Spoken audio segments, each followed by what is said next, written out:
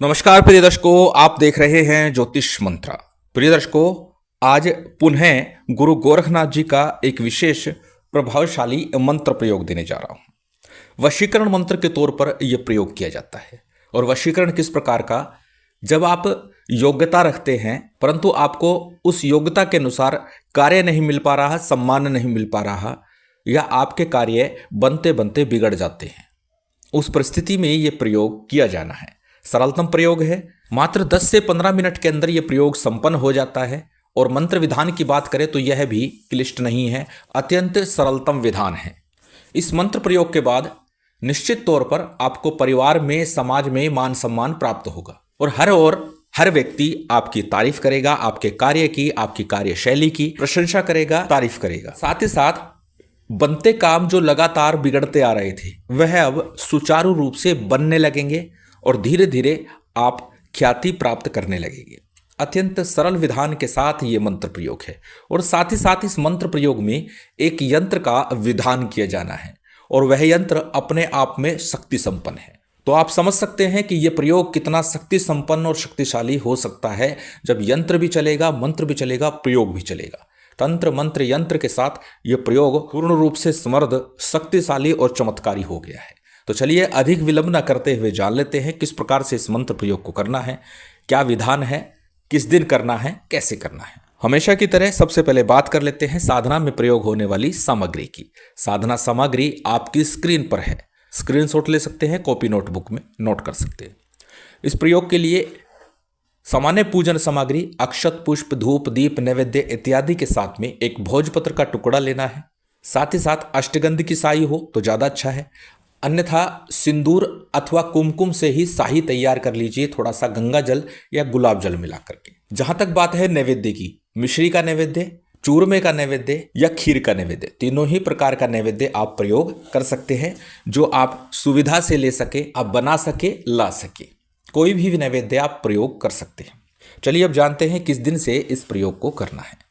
प्रिय दर्शकों, सिद्ध योग मुहूर्त की चर्चा अक्सर करता हूं, तो इस प्रयोग को गुरुवार के दिन सिद्धि योग हो तो उस दिन इस प्रयोग को आप कर सकते हैं।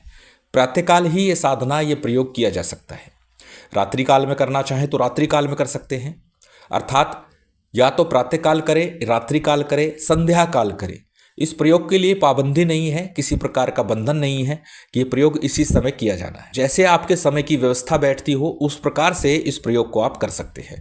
परंतु इस बात का ध्यान दीजिएगा, जिस समय भी ये प्रयोग कर रहे हो उस समय सिद्धि योग मुहूर्त चल रहा हो। चलिए अब जानते हैं किस प्रकार से इस प्रयोग को करना है। गुरुवार के दिन, जिस दिन सिद्धि योग हो, उत्तर मुख होकर के अपने घर में, पूजा कक्ष में या फिर गुरु गोरखनाथ जी के मठ के ऊपर, धूणे के ऊपर, जहां भी संभव हो, जैसे भी संभव हो, वहां पर चले जाइए, बैठ जाइए उत्तर मुख होकर के। और सबसे पहले शुद्धि आचमन कीजिए और शुद्धि आचमन करने के पश्चात में तिल तेल का या देसी घी का एक दीपक प्रज्वलित कर लीजिए। दीप प्रज्वलित करने के बाद संकल्प कीजिएगा। संकल्प में अपना नाम, अपना गोत्र, उस दिन का तिथिवार नक्षत्र बोलना है। साथ ही साथ अपनी मनोकामना, अपना कार्य बोलना है, किस कार्य हेतु आप ये प्रयोग कर रहे हैं। तो निश्चित है भाग्य की बाधा दूर करने के लिए, सर्व प्रकार से सम्मान और यश पाने के लिए और हर प्रकार से कार्य की सिद्धि के लिए ये प्रयोग आप कर रहे हैं। तो सर्व कामना सिद्धि और सम्मान हेतु आप ये प्रयोग कर रहे हैं, इस प्रकार बोल दीजिए। संकल्प के उपरांत में संकल्प का जल, अक्षत पुष्प जो आपने दाहिने हाथ में लिया हुआ है वह किसी थाली प्लेट में अथवा गणेश जी का विग्रह सामने है तो उनके सम्मुख अर्पित कर दीजिए। अब सबसे पहले गणेश जी का, गुरु का, कुलदेव, पितृदेव, स्थान देव, इनका सामान्य सा पंचोपचार रीति से पूजन संपन्न कीजिए। तत्पश्चात गुरु गोरखनाथ जी का पूजन संपन्न कीजिए, भैरव जी का पूजन संपन्न कीजिए, भगवान शिव का पूजन भी संपन्न कीजिए। ये सामान्य सा पंचोपचार रीति से सभी देवी देवताओं का हमने पूजन किया। पूजन के उपरांत में जैसे कि बताया था एक यंत्र का प्रयोग भी करना है। अनार की कलम से भोजपत्र के ऊपर कुमकुम से, रोली से या फिर अष्टगंध से, जिससे भी चाहे, इस यंत्र का निर्माण करना है।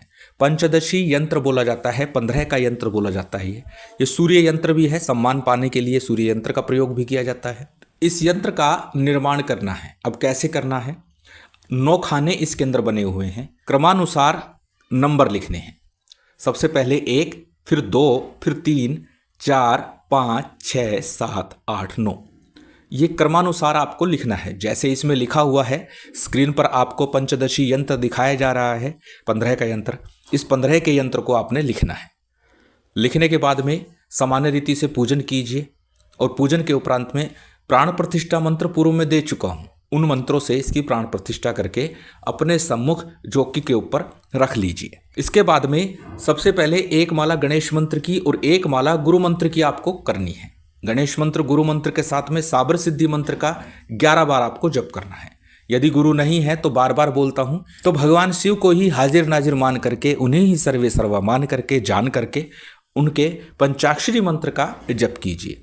या फिर गुरु गोरखनाथ जी का ही मंत्र कर लीजिए, ओम गुरु गोरक्षनाथाय नमः, अथवा हमारे गुरुदेव द्वारा दिया गया मंत्र ओम परम तत्वाय नारायणाय गुरुभ्यो नमः। इस मंत्र का एक माला का जप गुरु मंत्र के रूप में कीजिए। और साथ में साबर सिद्धि मंत्र, साबर सिद्धि मंत्र डिस्क्रिप्शन में मिल जाएगा, स्क्रीन पर भी दिखाया जा रहा है। इस मंत्र का 11 अथवा 21 बार जब भी साबर मंत्रों की साधना हो तो जप अवश्य करना चाहिए। जब गणेश मंत्र, गुरु मंत्र और साबर सिद्धि मंत्र का जप आप पूर्ण कर लें, उसके बाद में आज का जो मूल मंत्र है इसकी 11 माला का जप करना है। 11 माला जप में बहुत अधिक समय नहीं लगेगा। प्रिय दर्शकों, एक चीज़ और बता दूं, लिखित रूप में भी बहुत सी चीज़ें दी जाती हैं, कई बार जो छूट जाती हैं, रह जाती है बताने में, तो लिखित रूप में दी जाती है।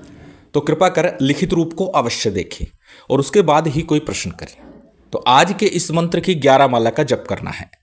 मंत्र आपकी स्क्रीन पर है, स्क्रीनशॉट ले सकते हैं, किसी कॉपी नोटबुक में नोट कर सकते हैं। मंत्र को एक बार बोल करके बता देता हूं। मंत्र इस प्रकार है।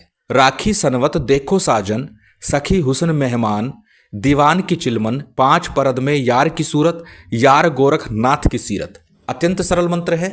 2, 5, 7 बार याद करेंगे तो निश्चित याद हो जाएगा। और बार बार बोलता हूं, याद करने के बाद ही मंत्र का जप करना चाहिए। 11 माला का जब आपका पूर्ण हुआ, सामान्य आरती कीजिए। आरती के बाद जो नैवेद्य आपने रखा हुआ है उसका भोग लगाइए।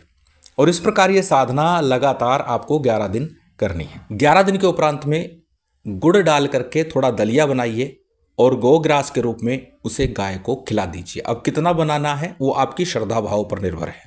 इसके साथ में जो यंत्र आपने रखा हुआ है उसे लाल कपड़े में बांधकर, लाल धागे से ही बांध करके गले में अथवा सीधे बाजू में पुरुष बांधेंगे, बाएं बाजू में महिलाएं बांधेंगी। और फिर देखिए इस मंत्र का, इस यंत्र का चमत्कार। और एक बात और अक्सर बोलता हूं कि जब भी कोई साधना करे, कोई मंत्र प्रयोग करे, उसके बाद भी उस मंत्र का यथाशक्ति जप अवश्य करना चाहिए। चाहे तो मात्र 11 बार अवश्य करें, परंतु प्रयोग अवश्य करते रहना चाहिए। जिससे कि क्या है कि मंत्र का पूर्ण फल मिलता है। और साधना में किसी प्रकार की कमी त्रुटि रह गई है तो मंत्र जाप सतत चलता रहेगा, निरंतर चलता रहेगा, तो उस कमी त्रुटि का निवारण स्वतः हो जाएगा और उस मंत्र का प्रभाव पूर्ण रूप से हमें प्राप्त हो जाएगा। अत्यंत सरल विधान और प्रयोग विधि भी क्लिष्ट नहीं है। मात्र इस यंत्र को इस मंत्र के साथ जप करके धारण करना है और उसके बाद अपने कार्य में लग जाना है। हर प्रकार से कार्य की सिद्धि होगी, मान सम्मान प्राप्त होगा। परिवार हो, समाज हो या कहीं भी आपको कभी भी नीचा नहीं देखना पड़े। महामाई की विशेष कृपा सभी पर बनी रहे, यही कामना है। और उम्मीद करता हूँ आज की ये जानकारी, ये वीडियो आपको अच्छी लगी होगी। यदि अच्छी लगी हो तो कृपया लाइक कीजिएगा, शेयर कीजिएगा। यदि चैनल पर नए हैं तो सब्सक्राइब कर बेल आइकन बटन दबा दीजिएगा। जय माता दी, जय श्री राम।